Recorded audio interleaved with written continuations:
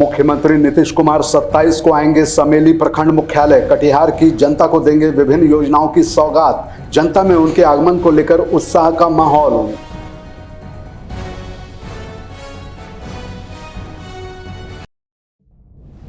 प्रदेश कांग्रेस ने मनाई पूर्व पीएम मनमोहन सिंह की जयंती। कांग्रेसी नेताओं और कार्यकर्ताओं ने डॉक्टर सिंह को दी श्रद्धांजलि। डॉक्टर मनमोहन सिंह पर आधारित एक पुस्तक का भी हुआ विमोचन।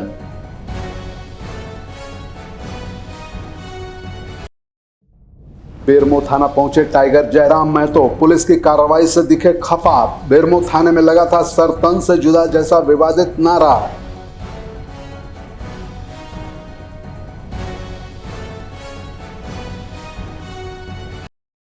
पूरे देश में 4G सेवाओं का विस्तार कर रही है बीएसएनएल। 27 सितंबर को पीएम करेंगे बीएसएनएल 4G सेवाओं का शुभारंभ।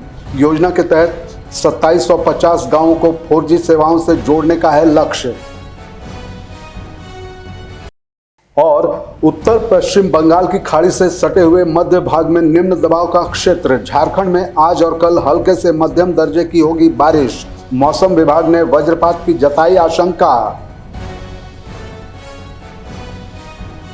नमस्कार, आप देख रहे हैं आइडियल एक्सप्रेस। मैं हूं हिमांशु शेखर। बुलेटिन की शुरुआत में बात कर लेते हैं मुख्यमंत्री नीतीश कुमार के कटिहार दौरे की। कटिहार जिला के समेली प्रखंड मुख्यालय में बिहार के मुख्यमंत्री नीतीश कुमार एक दिवसीय दौरे पर आ रहे हैं, जहां साहित्य रत्न अनूप लाल मंडल की प्रतिमा का अनावरण सहित विभिन्न योजनाओं का उद्घाटन व शिलान्यास करेंगे। वहीं इस मौके पर पूर्व सांसद दुलाल चंद गोस्वामी ने कहा कि लोगों को काफी इंतजार था मुख्यमंत्री के आगमन का। अब वो इंतजार खत्म होगा, क्योंकि पिछले दिनों बारिश के कारण मुख्यमंत्री नहीं आ पाए थे, जिससे यहाँ की जनता में निराशा थी। लेकिन अब उनके आगमन को लेकर उत्साह का माहौल है। तो बहुत खुशी की बात है। पिछले दिनों माननीय मुख्यमंत्री जी का मौसम खराब होने के कारण कार्यक्रम स्थगित हो गया था, लेकिन कल माननीय मुख्यमंत्री जी का कार्यक्रम है और सबसे पहले वो यहाँ आएंगे। और देख रहे हैं हम लोग हेलीपैड में खड़ा है। और अनूप लाल जी जो साहित्य रत्न है, इसी समेली के थे, उनका एक प्रतिमा लगा है, उसका आवरण होगा और फिर कार्यकर्ताओं के साथ संवाद भी होगा। तो ये कार्यक्रम है। कितनी सर खुशी है कार्यकर्ताओं में? नहीं, कार्यकर्ताओं में नहीं, पूरे क्षेत्र में खुशी है, क्योंकि अनूप लाल जी कटिहार जिला के और बिहार के बहुत बड़े राइटर रहे हैं और साहित्य रत्न की उपाधि उनको प्राप्त है। और अब बात देश के पूर्व प्रधानमंत्री डॉक्टर मनमोहन सिंह के जयंती की। देश के पूर्व प्रधानमंत्री और अर्थशास्त्री रहे डॉक्टर मनमोहन सिंह की 93वीं जयंती शुक्रवार को रांची स्थित प्रेस क्लब में मनाई गई। इस अवसर पर कांग्रेस नेताओं और कार्यकर्ताओं की उपस्थिति में डॉक्टर मनमोहन सिंह के जीवन दर्शन और उनके योगदान पर आधारित एक पुस्तक का विमोचन भी किया गया। इस मौके पर कांग्रेस विधायक सुरेश कुमार बैठा ने डॉक्टर मनमोहन सिंह की दूरदर्शी सोच और अद्वितीय योगदान को याद किया। साथ ही उन्होंने प्रधानमंत्री नरेंद्र मोदी से आग्रह किया कि वे डॉक्टर मनमोहन सिंह के आदर्शों और मार्गदर्शन पर चलें। यही उनके प्रति सच्ची श्रद्धांजलि होगी। स्थिरीकरण का काम उनके द्वारा किया गया और एक लंबा अनुभव और उनका सरल सौम्य व्यक्तित्व, उसको लेकर के जो आज संकलन शिक्षा प्रकोष्ठ के द्वारा हमारे अध्यक्ष आदरणीय श्याम नारायण सिंह जी के द्वारा लगातार इन विषयों को लेकर के जो वैचारिक प्रतिबद्धता है कांग्रेस की, जिसको लेकर के इस विश्व के अंदर काम हुआ, इस देश के अंदर काम हुआ, आने वाली पीढ़ियों को भी उसका ज्ञान हो, भान हो, इसलिए लगातार पुस्तकों को एक संकलन के रूप में प्रकाशित करवाने का काम और उसका विमोचन करवाने का काम शिक्षा विभाग के द्वारा किया जाता रहा है। आज भी इन्होंने उस कार्यक्रम में हम सबों को यहाँ आमंत्रित किया है। मैं साधुवाद देता हूँ कि आपने यह बीड़ा उठा रखा है कि हमारे वर्तमान पीढ़ी के साथ साथ हमारे आने वाली पीढ़ियों को भी हमारे जो नेता हैं उनके कृतित्व के बारे में जानकारी मिलती रहे। इसी आशा और विश्वास के साथ मैं पुनः आप सबों के चैनल के माध्यम से उस महान शख्सियत को अपना श्रद्धा सुमन अर्पित करता हूं। और अब बात कर लेते हैं टाइगर जयराम महतो के आरोप की। बोकारो जिला के बेरमो थाना परिसर में करीब 1 महीना पहले सरतन से जुदा जैसा विवादित नारा लगा था। बोकारो एसपी के आदेश के बाद इस मामले को लेकर कुछ लोगों पर एफआईआर भी हुई थी। जेएलकेएम प्रमुख जयराम महतो ने आरोप लगाया कि इस मामले में पुलिस ने बेवजह कुछ लोगों का नाम घसीटा और चुन चुन कर लोगों पर कार्रवाई की गई, जो कि सरासर गलत थी। इस दौरान पत्रकारों से उन्होंने कई मसलों पर बात की और बेबाकी से जवाब दिया। वहीं डुमरी विधायक ने कुर्मी आंदोलन के खिलाफ आदिवासियों के द्वारा विरोध करने पर भी अपनी टिप्पणी देते हुए कहा कि हम संविधान के अनुसार अपने हक और अधिकार की मांग कर रहे हैं, इसमें किसी को आपत्ति नहीं होनी चाहिए। रखते हैं। मैं बार बार कह रहा हूँ, भारत एक संवैधानिक देश है। इस देश में वन्य जीवों को सुरक्षा का अधिकार प्राप्त है। आर्टिकल 48 के अनुसार भारतीय संविधान अनुच्छेद 48 वन्य जीवों को सुरक्षा देता है। तो हम तो इंसान है, मनुष्य है और हाशिए पर जाने वाले मनुष्य हैं। तो हम अपने हक की मांग कर रहे हैं और वो हक मांग रहे जो हम कभी थे समझे। ऐसा नहीं कि हम कुछ नया मांग रहे हैं। तो देना या ना देना भारतीय संविधान का है, उन तथ्यों का है, उन समितियों का है जो समितियाँ तय करती हैं मापदंड को। देखिए, मैं तो बार बार कहता हूं कि निसंदेह हमारा कार्य है, हमारी जो एक्टिव मोड है उसके कारण महामहिम प्रभावित रहते हैं वो। और चूँकि झारखंड के इस बार के विधानसभा में सबसे युवा विधायक हैं, तो वो भी थोड़ा प्रोत्साहित करते हैं कि एक नया लड़का उभर के आया है, वो भी इंडिया एनडीए गठबंधन के बगैर आया है, ये इंडिपेंडेंट अकेले आया है। तो ऐसी बात वो प्रोत्साहित करते हैं, बाकी ऐसा कुछ विशेष नहीं। खबरों के सफर में यहाँ रुकेंगे, एक छोटे से ब्रेक के लिए बने रहिए आइडियल एक्सप्रेस के साथ।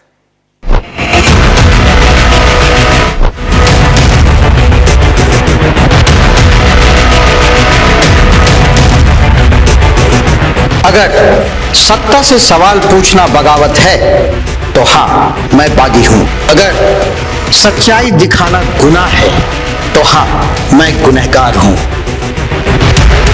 ना डर है, ना दहशत है, ना खौफ तुम्हारे इल्जामों का। पूछेंगे सवाल, तलाशेंगे जवाब और डंके की चोट पर करेंगे सच और झूठ का पर्दाफाश। बरसों पहले जो सफर शुरू हुआ था, अब अंजाम तक पहुंचाने की बारी है।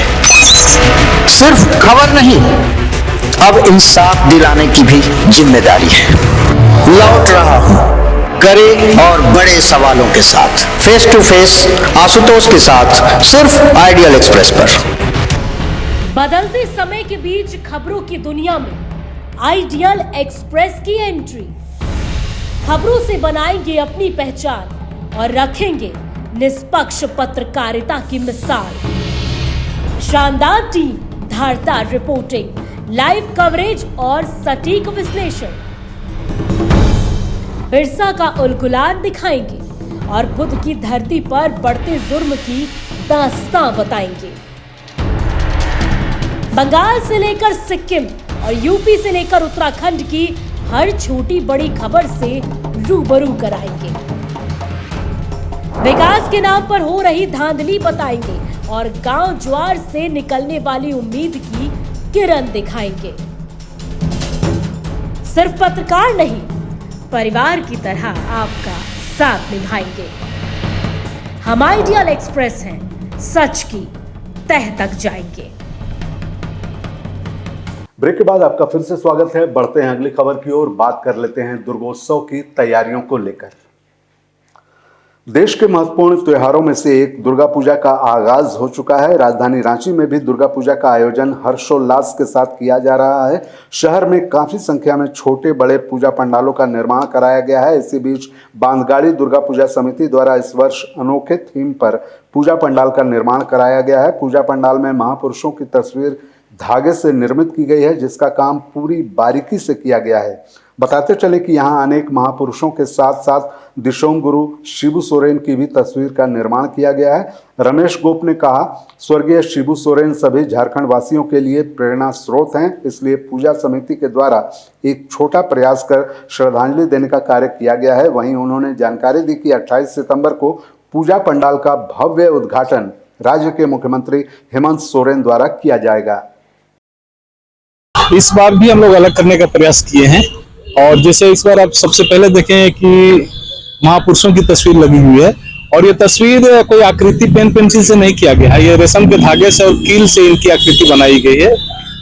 और इनको बनाने में जिस तरह से धागे का और कील का प्रयोग किया गया है तो काफी मेहनत के बाद, काफी संघर्ष के बाद इसको ये लाया गया है।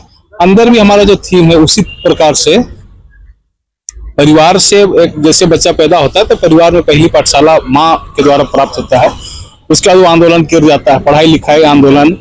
तो उस तरह के एक एक पहलू को हम लोग प्रदर्शित करने का प्रयास किए हैं और यहाँ तक कि माँ दुर्गा का आशीर्वाद भी देने का प्रयास किया गया है। तो इस प्रकार से अंदर में जितना भी मेरा काम है वो सब रेशम के धागे से और एक एक धागे को पिरो करके काफी मेहनत के साथ इसको बनाया गया है, इस पंडाल को आकृति दिया गया है। मतलब इससे ये बताना चाहते हैं हम लोग हर मनुष्य को कि किसी के लिए आज जीवन में असफलता नहीं है, प्रयास उसको नहीं छोड़ना चाहिए और गलत रास्ते पर नहीं जाना चाहिए। उधर दुर्गा पूजा की तैयारियों को लेकर बोकारो एसपी ने कई पूजा पंडालों का निरीक्षण किया। दुर्गा पूजा की तैयारियों को लेकर बोकारो के एसपी हरविंदर सिंह बेरमो पहुंचे और इलाके के कई प्रमुख पूजा पंडालों का निरीक्षण किया। इस दौरान उन्होंने सुरक्षा व्यवस्था का बारीकी से जायजा लिया और समिति सदस्यों को आवश्यक दिशा निर्देश भी दिए। हरविंदर सिंह ने पंडाल आयोजकों से कहा कि सीसीटीवी कैमरे हर हाल में लगाए जाएं, अग्निशमन यंत्र उपलब्ध हों और आपात स्थिति में निकलने के लिए अलग रास्ता भी बनाया जाए। स्थानीय लोगों ने पुलिस कप्तान की इस पहल का स्वागत करते हुए कहा कि उनके निरीक्षण से जनता का विश्वास और बढ़ा है तथा पर्व निर्विघ्न और सुरक्षित तरीके से संपन्न होगा।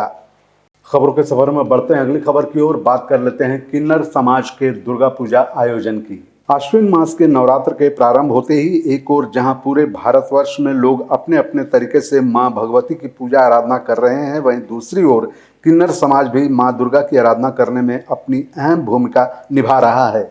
जमशेदपुर की रहने वाली साध्वी अमरजीत सखी 8 वर्ष की आयु से मां दुर्गा की प्रतिमा अपने हाथों से बनाकर मां की पूजा अर्चना कर रही हैं। प्रतिदिन मां दुर्गा को अलग अलग भोग अर्पित करती हैं और मां दुर्गा के चरणों में समाज के कल्याण एवं उज्जवल भविष्य के लिए प्रार्थना भी करती हैं। आप देख रहे हैं यहाँ मां की प्रतिमा बनी हुई है और मां विराजमान है।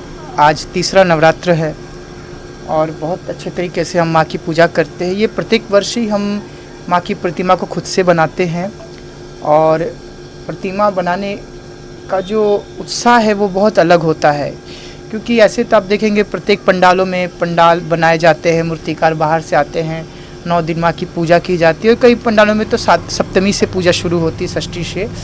लेकिन हम जो है पहले नवरात्र से ही माँ की पूजा शुरू कर देते हैं और 9 दिन तो खास ही होते हैं हमारे, लेकिन 9 दिन से पहले ही जब हम माँ की प्रतिमा को बनाते हैं, मिट्टी को लाना और पुआल लाना, माँ के मूर्ति को एक आकार देना, फिर उस और माँ से ये प्रार्थना भी करने की माँ ऐसी मतलब मुझे ये शक्ति दे कि मैं तेरे रूप को ला पाऊँ। क्योंकि आप देखेंगे कई बार ऐसे कई मूर्तिकार है जो मूर्ति तो बनाते हैं लेकिन वो माँ का वो स्वरूप नहीं दे पाते, क्योंकि माँ तो त्रिपुरा सुंदरी है, राजराजेश्वरी है और माँ को बनाना इतना आसान नहीं, क्योंकि वो जगत जननी है, उसने पूरी सृष्टि को रचा है, वो सृष्टि की जगत माता है, उसको बनाना हर एक के बस की बात नहीं। तो ये माँ का वरदान है, माँ ने हमें दिया है कि माँ की प्रतिमा को बनाते हैं और प्रतिमा बना करके हम माँ की पूजा करते हैं। और जब हम माँ की आँखों को बनाते हैं तो माँ से यही प्रार्थना करते हैं कि माँ हर एक मानव को ऐसी दृष्टि दे कि सभी कोई सही गलत को समझ पाए, ऊंच नीच को समझ पाए और जातिवाद से जो इतनी भेदभाव होता है, लड़ाइयाँ होती हैं, उन सबको माँ ख़त्म करने की शक्ति दे उनकी आंखों को। यही हम प्रार्थना करते हैं माँ से। और अब बात बीएसएनएल के 4G सेवाओं के विस्तार की। बीएसएनएल अब और मजबूत नेटवर्क के साथ तैयार है। झारखंड समेत पूरे देश में बीएसएनएल 4G सेवाओं का विस्तार कर रही है। इसी कड़ी में रांची में प्रेस कॉन्फ्रेंस आयोजित की गई, जहां 4G साइट्स के उद्घाटन से जुड़ी अहम जानकारियां साझा की गईं। बीएसएनएल की ओर से दी गई जानकारी के मुताबिक प्रधानमंत्री नरेंद्र मोदी 27 सितंबर को पूरे देश भर में बीएसएनएल 4G सेवाओं का शुभारंभ करेंगे। इस मौके पर बताया गया कि झारखंड में 4G नेटवर्क की कवरेज और ताकत बढ़ाने के लिए बड़ा कदम उठाया जा रहा है। 4G सैचुरेशन प्रोजेक्ट के तहत राज्य के दुर्गम और दूरस्थ गांवों को भी तेज इंटरनेट सेवाओं से जोड़ा जाएगा। भारत सरकार के डिजिटल भारत निधि के अंतर्गत वित्त पोषित इस परियोजना में राज्य सरकार भूमि उपलब्ध करा रही है। योजना के तहत 2750 गांवों को 4G सेवाओं से जोड़ने का लक्ष्य रखा गया है। आप लोगों ने भी अभी रिसेंटली सुना होगा कि हम लोगों ने एक 1 रुपी फ्रीडम प्लान स्टार्ट किया था, which was from 1 August to 15 September. 1.5 month हम लोगों ने इसको जारी रखा था and we found that more than 50,000 new subscribers has been added during this period under this plan. Now, not only the CM field or the consumer mobility field, we are trying our best to provide the best solutions and the services in enterprise area also.